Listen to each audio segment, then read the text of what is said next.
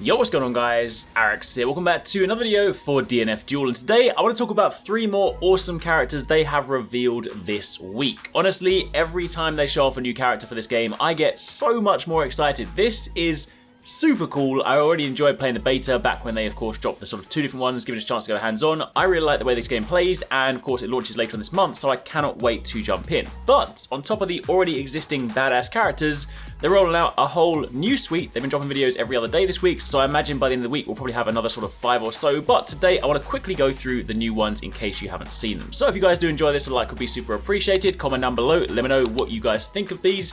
Which of the new ones are your favorites so far, and who are you still hoping to see? Of course, if any of you guys are Dungeon Fighter Online players, definitely let us know more about the characters. I myself am looking forward to this as a fighting game fan. I haven't got Dungeon Fighter Online experience, but regardless, these characters are hella cool.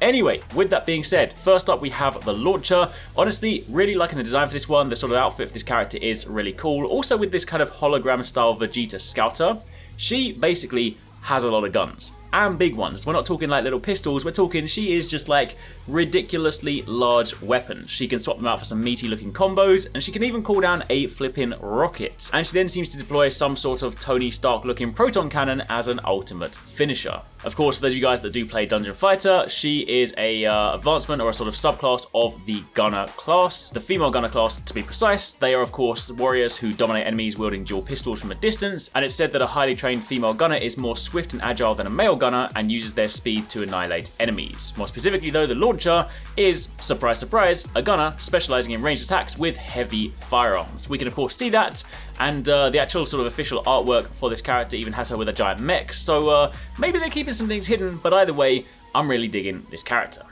Then of course we move on to the next one, which is the Troubleshooter, which is like Dante again. Like, there's already a character in this game that's kind of like Dante, admittedly more sort of sword focused. This time around, we got Dante 2.0. I'm not complaining. This guy looks crazy. He's got a massive meaty sword and also a sort of close range shotgun. So of course he has the ability to both slash and shoot. He even has some sort of a trap grenade thing that he can lay down, and his ult looks ridiculous. It is basically just like detonating a huge meaty explosion.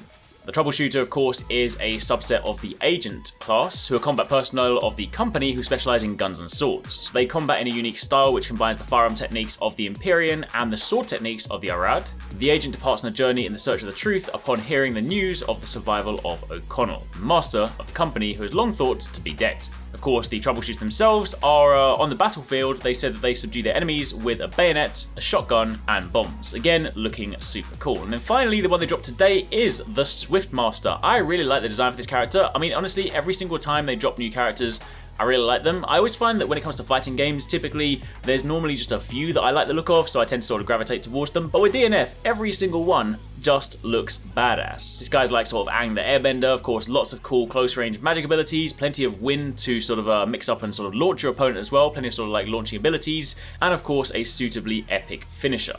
The Swiftmaster, of course, is a subset of the Mage. The Mages are a Pandemonian who grew up learning magic in order to stand up to dangerous monsters of Pandemonian. They gain their magical power by transplanting source of life and energy called Abyss into their bodies. And the Swiftmaster specifically, as is obvious from the gameplay, are mages who have the power of wind at their command. So, all in all, looking pretty sweet. But for the time being, that's a quick rundown on the 3 new characters they have shown so far. Honestly, it's been a pretty exciting couple of weeks when you think about it from fighting game points of view, because we've seen Street Fighter 6, which is also looking hella cool, and we have DNF Duel, where they're showing off brand new characters, and the game launches later this month. So, I can't wait to play it. Anyway, for the time being, that's it. If you guys have missed some of our recent videos, be sure to check out one of the ones on screen, and keep it locked for plenty more content.